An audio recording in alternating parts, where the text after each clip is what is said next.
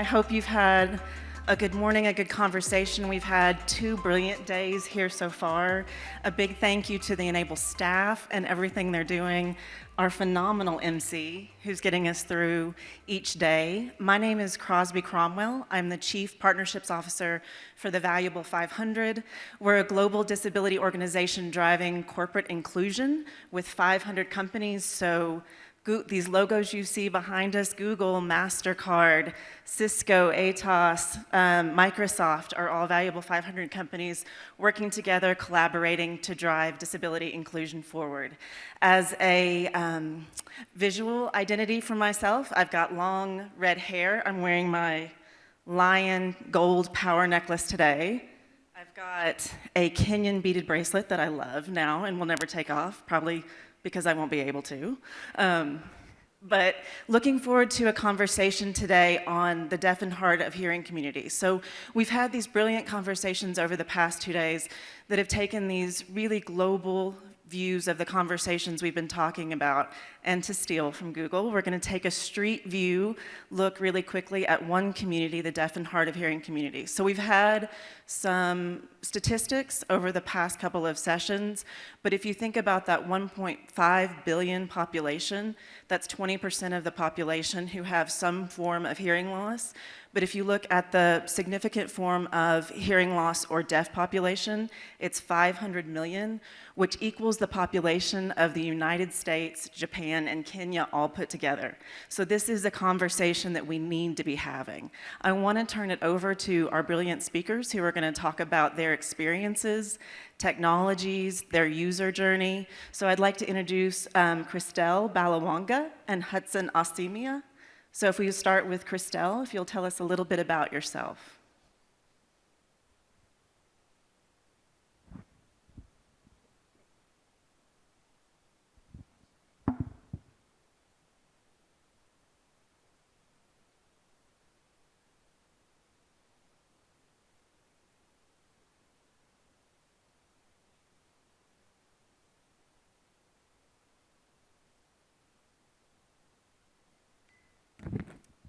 Good afternoon, everyone.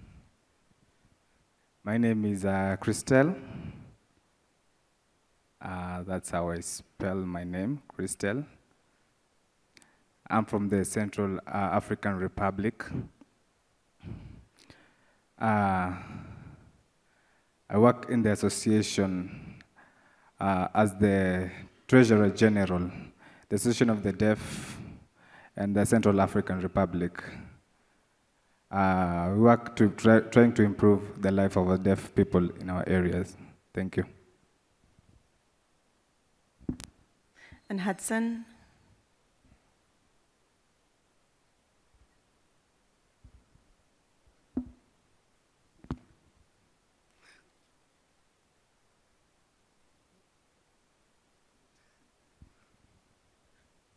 Good afternoon. My name is Qobo from South Africa. Well, people say I have a slightly big nose in eyes. I don't agree. But they say I have a slightly big nose in eyes. I'm wearing brown pants, a maroon shirt, and any which I get. And I am deaf. Yeah. So I have sign language interpreter sitting in front of me. I told them to push my voice because sometimes it goes down and I don't hear it. So I am still practicing how to speak. So if you don't hear me, you should just tell the interpreter. They will tell me to raise my voice. I am currently working for SLED, South African Education Development.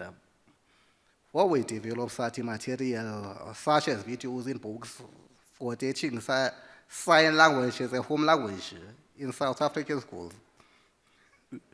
And I also work at iLimu company.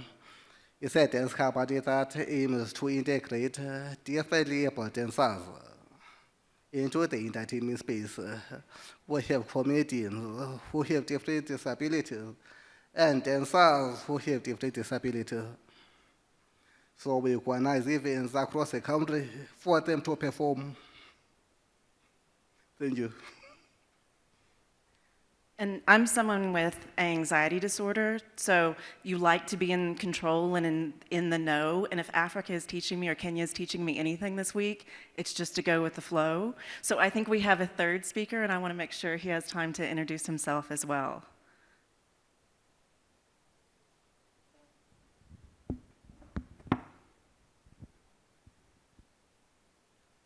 Hello, my name is Hudson Asiema. My surname is that one. So I am a black man. I'm wearing a light green t-shirt. I have a cream trouser. My shoes are brown. I have some sideburns and also some mustache. I'm a software engineer and a founder of eLimu Plus. This is a company that is giving innovative solutions and building contents in Kenyan Sign Language. Thank you. Perfect. One of my favorite quotes that I've heard over the last couple of days was from Rama yesterday when he said that Serena Williams is to tennis what disability is to inclusion innovation and the user design experience. And I loved that. And so, Hudson, if we could begin with you, if you're thinking about the ways in which disability innovation is leading from the deaf and hard of hearing community, what are you seeing? What's coming around? What technologies are you excited about?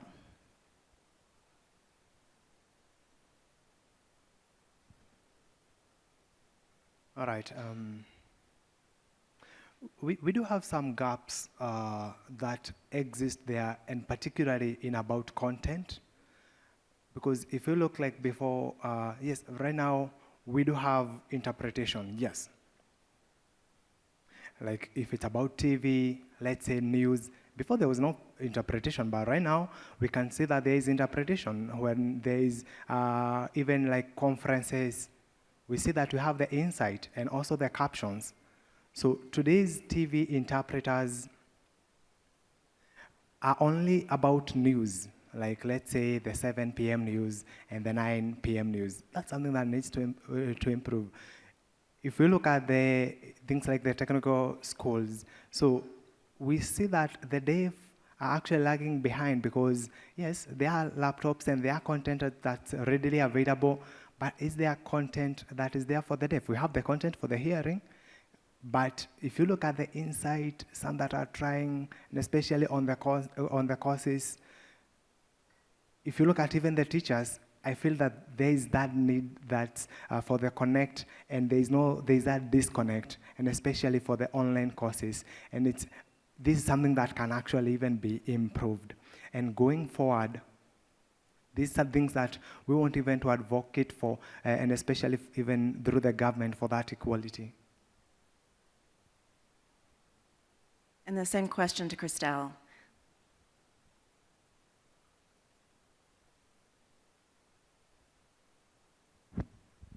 So Christell, what are you seeing doing, the technologies that you're excited about and working on currently?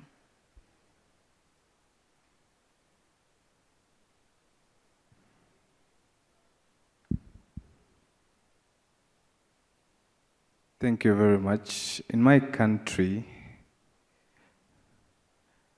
yes, there are different types of technologies that we are seeing.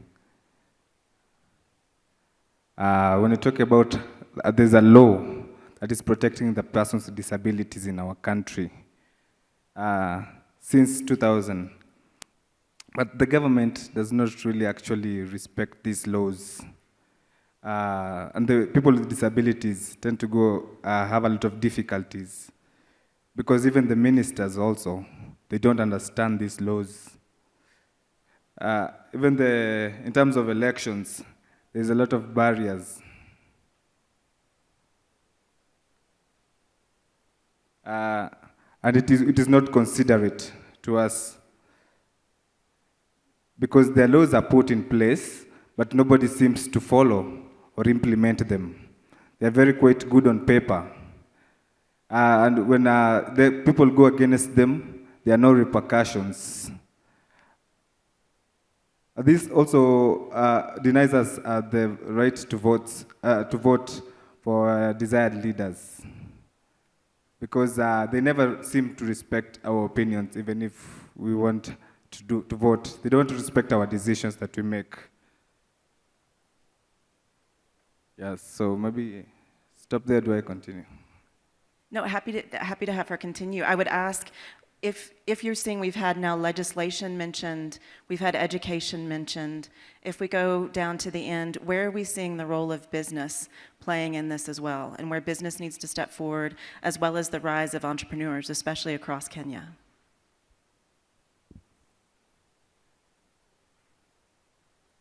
Both to Christell and our final speaker, yes.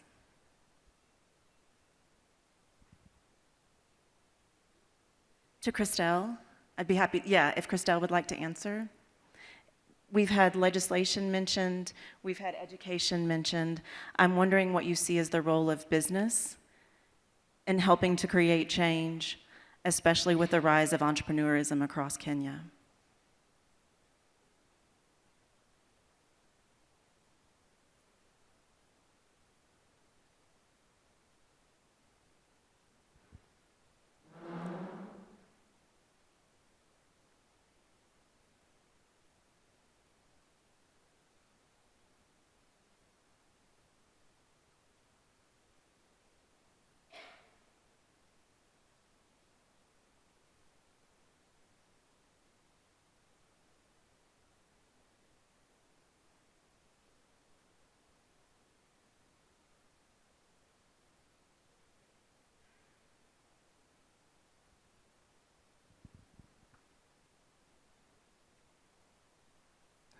Again, I will go back to the legislations. We need to have a sit down with the government and with the ministers who are in charge of these laws, and try also to include the persons with disability and particularly the deaf in these sit downs, so that they can also hear from us, because we also have income generating activities that we have in mind and we would like to implement.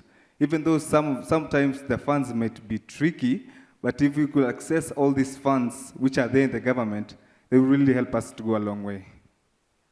Thank you so much. And for our final speaker, the same question as our first two. What are you seeing as far as the technologies that are making great advancements? What are you working on yourself?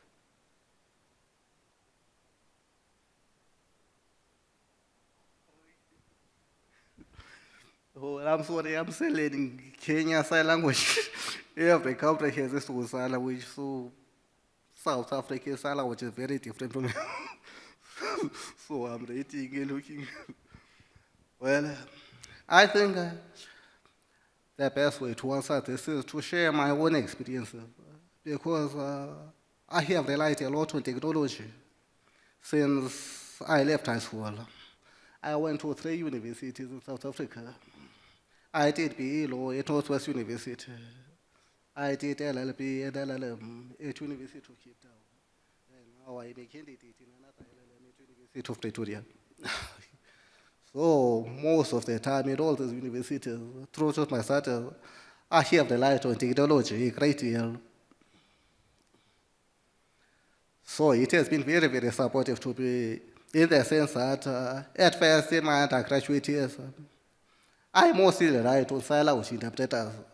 But later on, through to my studies, I dropped sign language and decided to fully rely on technology, because sign language in South Africa is not sufficiently developed.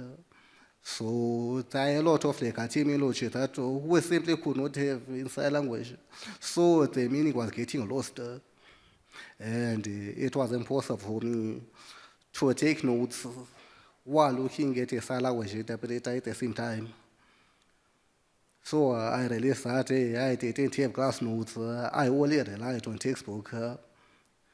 So when it came to exam time, most of the time I had nothing except my textbook. So I dropped sign language altogether. That's when I started using transcribers. and I use Google Docs. Sometimes I whatever ask me, it's typing everything that is said, like a real time.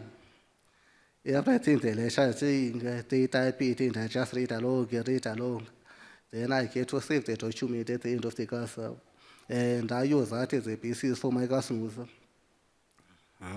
So generally, I will say that for me personally, it has assisted me in academics. But then deaf people have a personal life. Outside academics, when I go out of the classroom, I didn't have the support. And most deaf people don't have it. I can think of many examples. You see, I started working at FNB in 2019 at First National Bank at the Commercial Law Department. Then I moved to the Supreme Court of Appeal and the Constitutional Court. In all these places, all these organizations, I came across a lot of experiences that were leaving out deaf people. Because when you go to a bank, like First National Bank in South Africa has more than 1,000 branches, but they are not willing to hire sign language interpreters for each of their branch because they think that's too expensive and it's inconvenient. You may find that no deaf person is going to a specific branch for an entire month.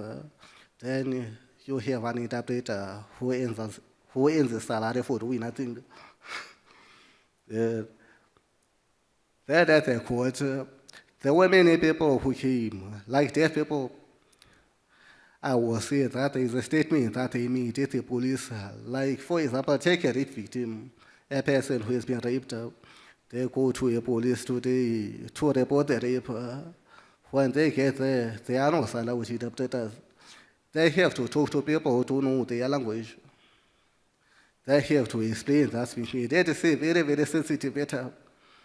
More often than not, you take that statement, it goes to court, and they find that it is contradictory, or that the information does not make sense. Then it gets thrown out of court. They lost their case.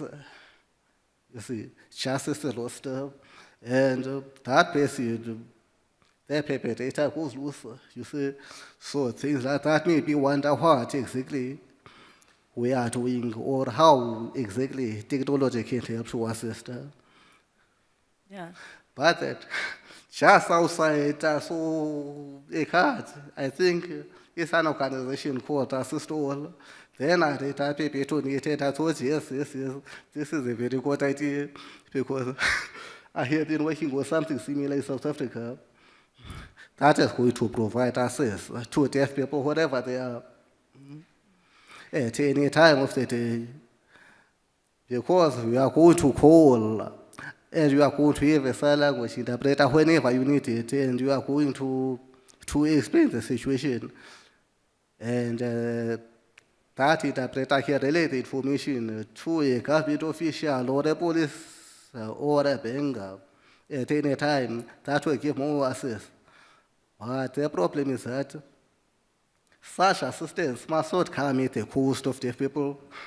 You are not supposed to pay for access.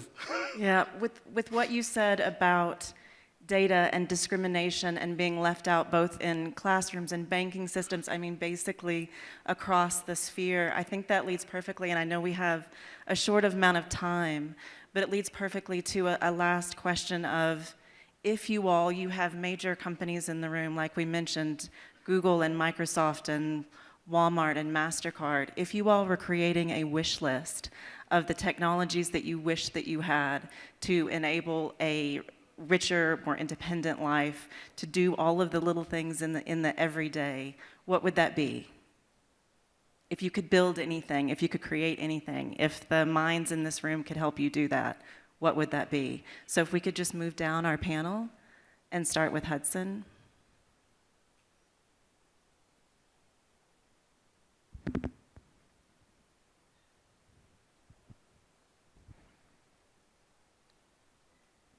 Thank you so much for that question.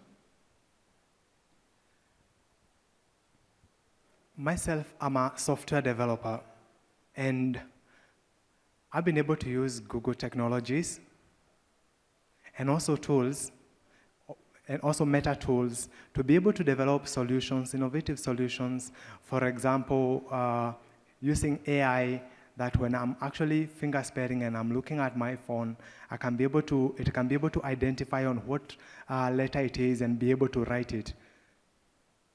But it's not 100%. For example, sometimes you could be it's able to get some words and also be able even to note the emotion. Is it sad? Is it happy? Be able also to do things like facial recognition. And that's what even we can be able to solve with the future. For example, we'll see on how the AI, we can be able to use voice. How can we be able to use voice to control things like smart homes for the deaf? How do we do that? I can be, for the hearing, can be able to call mom. How can we be able to have like just something that when I sign, it can be able to send such a signal and it's able to communicate and even do something like even a call, something that we can also be able to benefit in, something that is already there. Another thing, let's say in school setups, like school for the deafs out there, things like, let's say, meals, food, let's even look at things like bell. The deaf do not hear. So we need to think of the technology that we can be able to use that could even be able to be things like colors that are moving in classes, colors that are changing, that can be able to be used to call the different deaf people. And these are things that can actually be able to go even down in the village. Like, for example, right now in the villages, you'll find that in the schools, a teacher has to go calling all the people. How can technology plug into this? Thank you. Thank you, Hudson. Christell?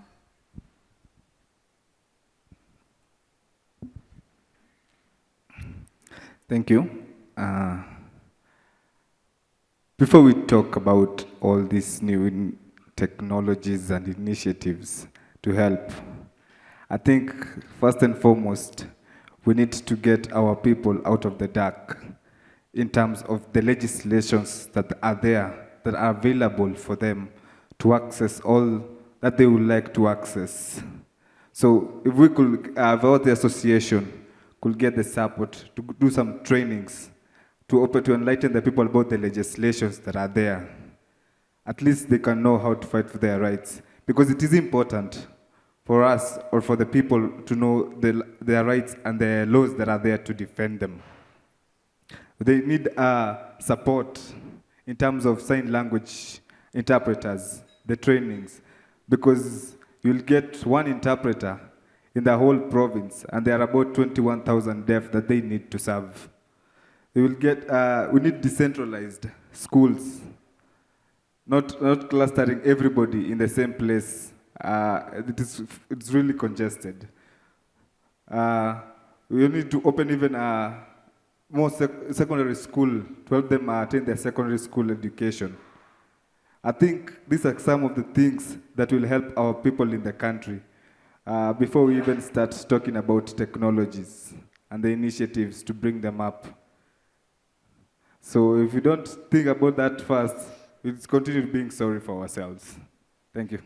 No, Krista, it's an incredibly important point, and thank you for using your voice in that way. I mean, if you think about the standards that were launched yesterday and what they've done here with the ICT, we need more of that across Africa and around the world. I think you're bringing up an incredibly important point, it has to be the crux of the conversation to make sure that the laws are protecting disabled individuals.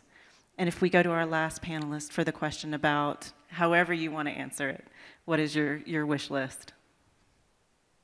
Well, I think developing an app is the best solution because we can take it wherever you go. You can have an interpreter in your pocket. So when we have that, we can be sure that there's going to be more access.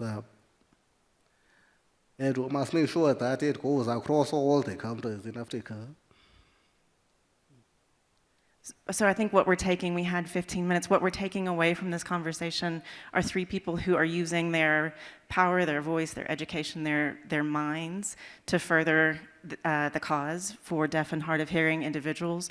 We're taking away legislation, we're taking away data, and making sure that data is being developed and protecting those who are deaf and hard of hearing, and we're taking away the rise of technology. So thank you. I want us to give a round of applause to our three speakers.